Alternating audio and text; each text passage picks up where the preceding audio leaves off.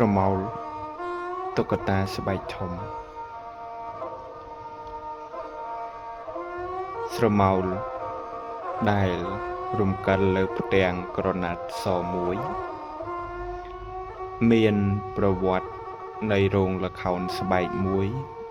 ព្រមទាំងរួមបញ្ចូលជាមួយនឹងសិល្បៈអាគមខ្មៅងងឹតនៅក្នុងសម័យបុរាណកាលដែលកន្លងផុតទៅមានភូមិមួយដែលដាច់ស្រយាលដែលរស់នៅម្នាក់ឯងឯកោកណ្ដោចកណ្ដែងហើយស្ថិតនៅក្បែរជើងភ្នំគិរីពុព្វតាអ្នកតាវរដែលគ្របដណ្ដប់ដោយពពួកនៃអ័ព្ទយ៉ាងក្រាស់ហើយខ្មៅងងឹតព្រមទាំងមានរោងល្ខោនស្បែកបុរាណមួយខ្នងដែលជារបស់លោកគ្រូម្នាក់គឺលោកគ្រូកែវលោកគ្រូកែវជាអ្នកសម្ដែងល្ខោនស្បែកធំមួយហើយនឹងជាជាងឆ្លាក់នៃរូបកតុក្កតាមួយដែល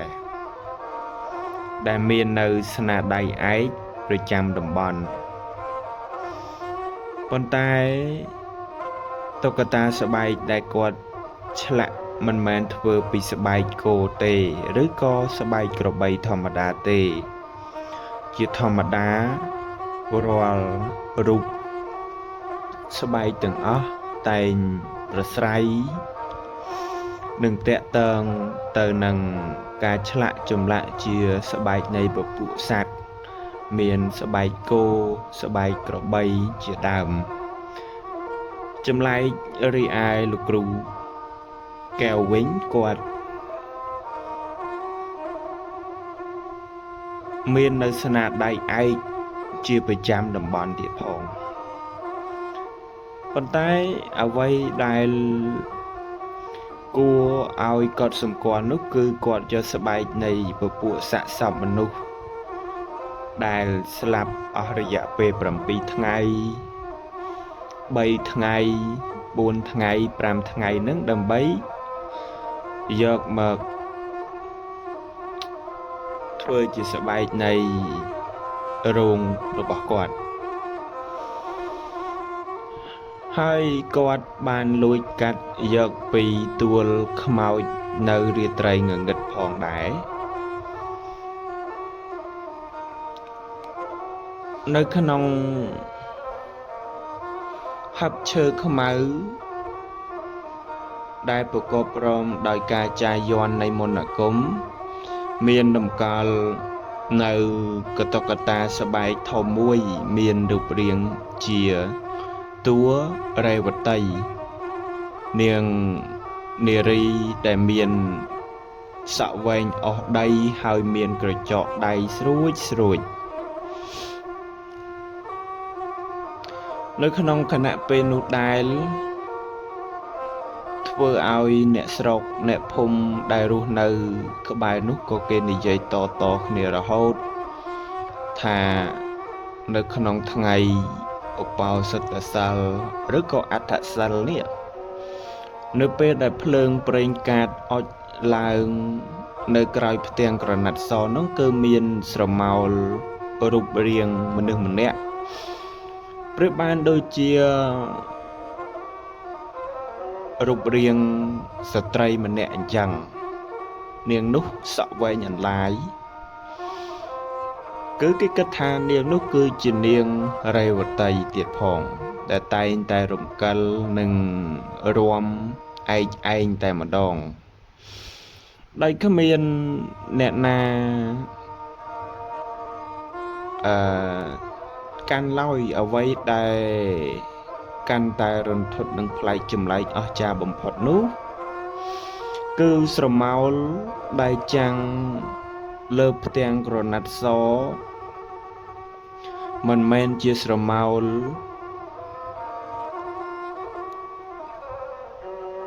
ឬក៏ជារូបរាងកតុកតាទេប៉ុន្តែវាប្រែទៅជារូបរាងរបស់អ្នកភូមិណាម្នាក់ដែលចិត្តដល់នោះក៏ស្លាប់ហើយការមកដល់របស់ចៅតុលានិងពាក្យកកាយចចាមអារាមថាផ្ទះលោកគ្រូកែវនេះក៏មាននៅរឿងចម្លែកប្លែកចៅតុលានោះគឺជាអ្នកថ្មីអ្នកដែលធ្វើដំណើរមកពីចម្ងាយដើម្បីសិក្សាស្វែងរកនៅវិជ្ជាហើយសិក្សាអំពីការសនរូបការឆ្លាក់រូបបន្តតំណែងអំពីលោកគ្រូកែវដែលជាសិស្សរបស់លោកគ្រូកែវតែម្ដងហើយលោកគ្រូកែវក៏ជាមនុស្សដែលស្រឡាញ់ចូលចិត្តពេញចិត្តចំពោះក្មេងណាដែលចង់ចេះដឹងសិក្សារៀនសូត្រក្នុងការប្រតិបត្តិនិងព្រះបរិយ័តណាផ្សេងដើម្បីឲ្យទទួលបាននៅផ្លែផ្កានៃចំណេះដឹងឬក៏បើយើងនិយាយភាសាសាមញ្ញទៅគឺថាបន្តនៅផ្នែកចំណេះដឹងផ្សេងទាំងក្នុងគម្ពីរអថរវេទអីផ្សេងដើម្បីបន្តវេនបន្តពេលតិចលោលោកគ្រូកែវគាត់អស់ជីវិតទៅគណៈពេលនោះដែរក្មេងម្នាក់នោះគឺចៅតុលាគឺជាក្មួយប្រុសរបស់លោកគ្រូកែវផងគាត់ដើម្បីមកជួយមើលថែនៃរោងល្ខោនផងហើយក៏ជាអ្នកបន្តវេនអំពីលោកគ្រូកែវដែរនៅថ្ងៃដំបូងដែលចៅតុលាមកដល់លោកគ្រូកែវបាននាំគេទៅមើលនៅកន្លែងមួយកន្លែងនោះគឺជាកន្លែងដែលហឹបខ្មៅដែលកន្លែងសម្ងាត់របស់លោកគ្រូកែវរួចសម្លឹងមើលមុខនៅកូនសិស្សរបស់ខ្លួនដោយខ្សែខ្សែភ្នែកយ៉ាងមុតមមថាតុលានៅពេលយប់ជ្រៅឯងដាច់ខាតកុំទៅក្បែរនៃកន្លែងហឹបខ្មៅនោះពីព្រោះថាកន្លែងនោះមាននៅពពួកនៃអមនុស្សទាំងឡាយមាននៅពពួកព្រាយបិសាចទាំងឡាយហើយប្រសិនបើឯងទៅករណីខ្លះគឺដាច់ខាតនៅពេលយប់ជ្រៅកុំអោចនៅចង្គៀងប្រេងកាតនៅក្រោយផ្ទាំងក្រណាត់សឲ្យសោះបើសិនបើឯងឃើញស្រមោលនៃរូបរាងនាងរេវតីចាប់ផ្ដើមហូរទឹកភ្នែកហើយភ្នែករបស់នាងមានឈាមឬសម្ដែងចេញជារូបរាងឯងសូមឯងរត់ឲ្យលឿនបំផុតហើយកុំងាកក្រោយឲ្យសោះឬក៏មានសំឡេងនាងហៅឬក៏នាងយំនាងស្រែកឲ្យចៅតុលាឯងជួយក៏មិនសោះដាច់ខាតគឺកុំងាកក្បាលមកទទួលពាក្យដែលគេស្នើឲ្យជួយឲ្យសោះលោកគ្រូកែវក៏គាត់បានផ្ដាំផ្ញើនៅចៅតុលាថាអញ្ចឹងហាមដាច់ខាតប្រសិនបើឯងមានករណីនឹងកើតឡើងឯងត្រូវរត់ឲ្យលឿនហើយកុំងាកក្រោយឬក៏ប្រសិនបើនាងរេវតីធ្វើមុខធ្វើមាត់គោឲ្យអាណិតឬក៏អាសូរអីដាច់ខាតកុំជួយនាងឲ្យសោះប្រយ័ត្ន មាននៅគ្រោះថ្នាក់ដល់អាយុជីវិតរបស់ឯងលោកគ្រូកែវក៏គាត់បានផ្ដាំផ្ញើហើយទាំងទឹកមុខមុតមមថាតុលាមិនមានរឿងនឹងកើតឡើងទៅសោះបើសិនបើតុលាក៏លើពាក្យលោកគ្រូរបស់ខ្លួនប្រាប់ណែនាំហើយក៏ងក់ក្បាលទទួលនៅពាក្យទាំងភ័យខ្លាចឲ្យបុកពោះព្រោះគេមានអារម្មណ៍ថាភ្នែកនៃលោកគ្រូរបស់ខ្លួននឹងកំពុងតែសម្លឹងមើលគេចេញពីក្នុងហឹបឈើនោះជានិច្ច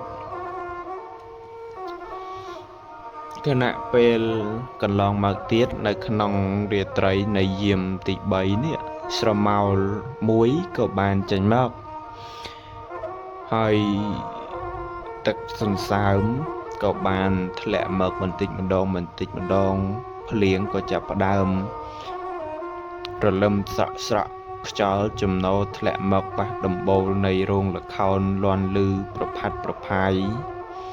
រីឯសំឡេងសត្វទិញតុយក៏យំយ៉ាងក្រលួចគួចលើដើមជ្រៃចាស់អែគួរឲ្យព្រឺលសក្បាលតុលាបានកេងមិនលក់មួយយប់ហើយក៏ចូលដល់យាមទី3ក៏ចាប់ផ្ដើមភ្ញាក់ពីដំណេក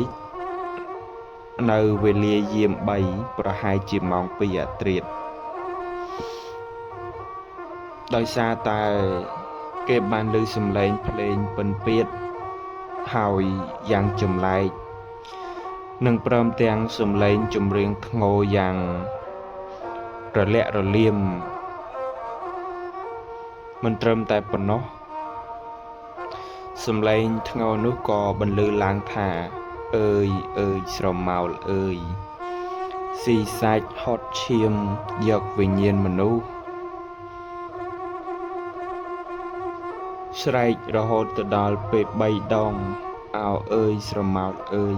ស៊ីសាច់ហត់ឈាមយកវិញ្ញាណមនុស្សយ៉ាងទន់ភ្លន់ហើយគួរឲ្យតក់ស្លុតភ័យខ្លាចទៀតផងប៉ុន្តែដោយអានុភាពនៃការចង់ដឹងហើយភាពក្លាហានធ្វើឲ្យតុលាបាត់បង់នៅបណ្ដាំលោកគ្រូគាត់បានប្រាប់នៅពេលដែលជួបគ្នាដំបូងនោះក៏គាត់បាននិយាយថាហាមដាច់ខាតនៅពេលដែលឮសំឡេងអ្វីមួយដែលចេញពីហឹបនោះឯងកុំទៅគៀកអីសោះប៉ុន្តែតុលាធ្វើឲ្យភ្លេចនៅបណ្ដាំលោកគ្រូសាច់រឿងបន្តមកទៀតគឺតុលាបានកាន់ចង្គៀងប្រេងកាតហើយដើរយឺតតម្រង់ទៅកាន់រោងល្ខោនយ៉ាងស្ងាត់ជ្រងំ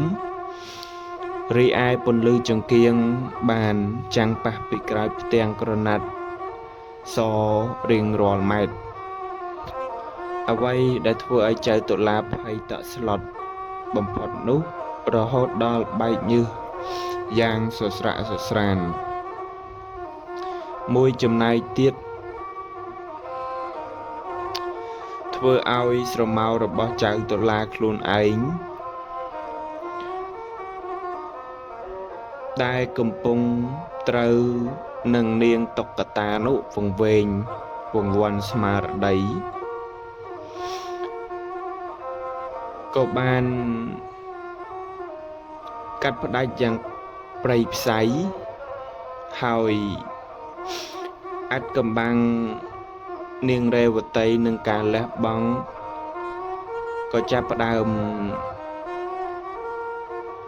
តុលាក៏ចេញសម្លេងជួយផងលោកគ្រូស្រែកយ៉ាងប្រកាច់ប្រកិនបំផុតលោកគ្រូក៏បានឮសម្លេងកូនសិស្សរបស់ខ្លួនស្រែកហៅក៏គិតដឹងថាថ្ងៃណាមួយចៅតុលានឹងមានរឿងនឹងកើតឡើងអ្វីដែលលោកគ្រូបានប្រាប់នោះក្នុងគណៈពេលនោះដែរធ្វើឲ្យចៅតុលាទត់ស្លុតពេកហើយលោកគ្រូកែវក៏បានឮសំឡេងរបស់គាត់ស្រាប់តែពេលនោះគឺ ធ្វើឲ្យនាងរេវតីនឹងបានដឹងក៏ចាប់ផ្ដើមសម្លាប់ទាំងពីរនាក់ប៉ុន្តែដោយការមកកាត់ផ្ដាច់នៃអាយុសង្ខាររបស់លោកគ្រូកែវម្យ៉ាងវិញទៀតគឺធ្វើឲ្យចៅតុលាទទួលរងនឹងការរងរបួសយ៉ាងធ្ងន់ធ្ងរប៉ុន្តែមុននឹងលោកគ្រូកែវបានផ្ដាច់នៅអាយុជីវិតសង្ខារទៅក៏បានស្រែកផ្ដាំប្រាប់ចៅតុលាថា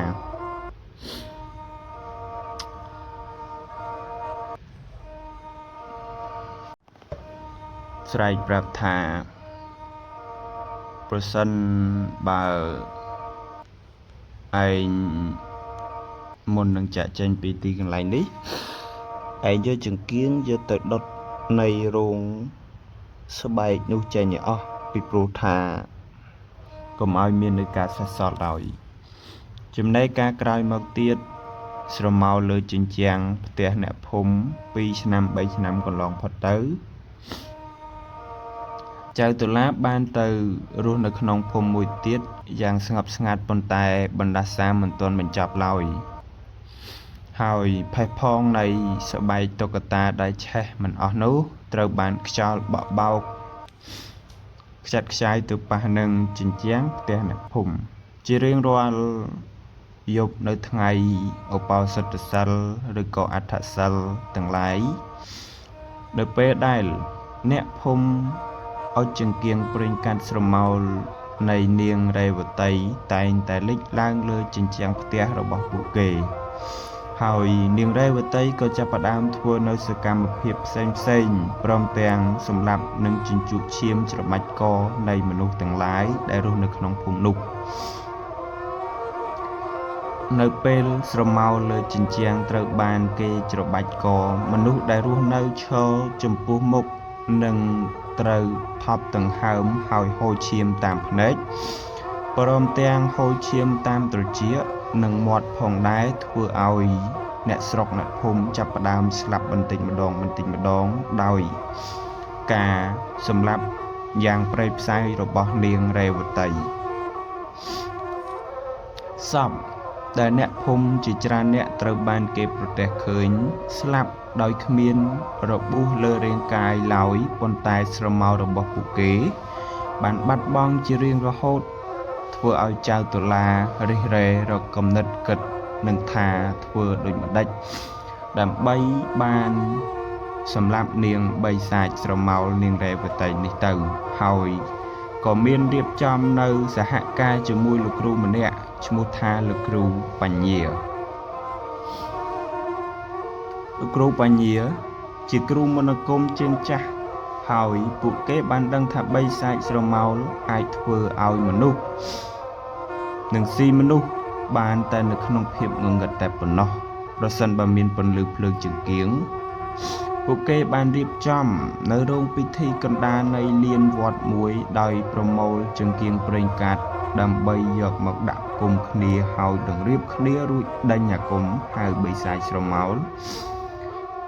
ឲ្យចេញមកព្រមទាំងគណៈពេលនៃរាត្រីយាមទី3ស្រមោលខ្មៅមួយយ៉ាងធំបំផុតហើយសម្បើមបានលេចលើនៅរូបរាងមួយចេញមកហើយខ្មៅងងឹតផងដែរធ្វើឲ្យផ្ទាំងសីមាលោកគ្រូបញ្ញាបានដេញអាគមការពារប៉ុន្តែស្រមោលបីសាចចាក់ទម្លុះបេះដូងរបស់គាត់ធ្វើឲ្យគាត់ដួលស្រពន់ការលះបង់របស់លោកគ្រូបញ្ញាដួលស្រពន់លើដីឈាមហូរច្រាលតាមបំពង់កមុនពេលបាត់បង់ជីវិតលោកគ្រូបញ្ញាក៏បានស្ទុះមកចាប់ដៃចៅតុលាហើយក៏ពោលថាតុលាស្រមោលកើតចេញពីពន្លឺនិងស្បែកមានតែការបាញ់កំភ្លើងនៃមន្តអាគមជ្រលក់នៅឈាមបេះដូងនិងការកាត់ផ្ទាំងក្រណាត់ដើមទេទើបអាច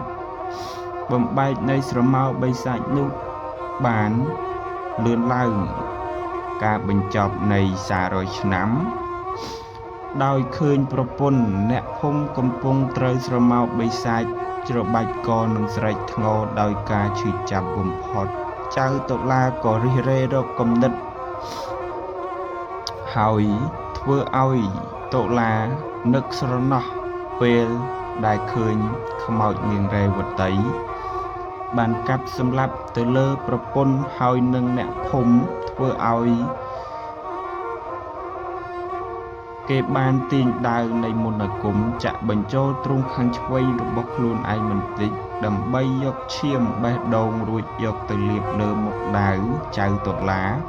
ស្រែកយ៉ាងសន្ធប់ដោយកំហឹងនិងក្តីឈឺចាប់អញមិនឲ្យឯងធ្វើបាបភូមិទៀតទេនៅពេលគ្រានោះដែរចៅតុលាស្ទុះលោតទៅកាត់ផ្ដាច់ផ្ទាំងក្រណាត់សអាគមនិងចាក់ទម្លុះចំក្រំដាលសមោនៃបេសាចយ៉ាងមួយទំហឹងឬសូរថាប្រាំងពន្លឺភ្លើងអាគមនៃពណ៌មាសបានឆាបឆេះស្រមោកខ្មៅនេះរលាយប្រែជាផេះហុយបាត់ទៅក្នុងអាកាសវេហា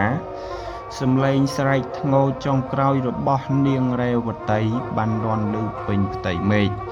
មុនពេលប្រែជាស្ងប់ស្ងាត់ជារៀងរហូតព្រះអាទិត្យរះបំភ្លឺដល់បណ្ដាសាស្រមោនៃស្បែកត្រូវបានបញ្ចប់ចៅតុលាបានរស់រានមានជីវិតហើយបានប្រមូលភេទផងទាំងនោះ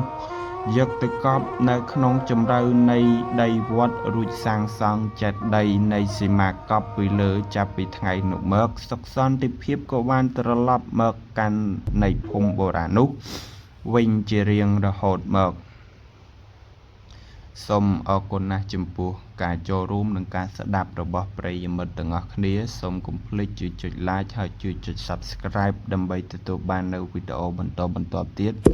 សូមអរគុណណាស់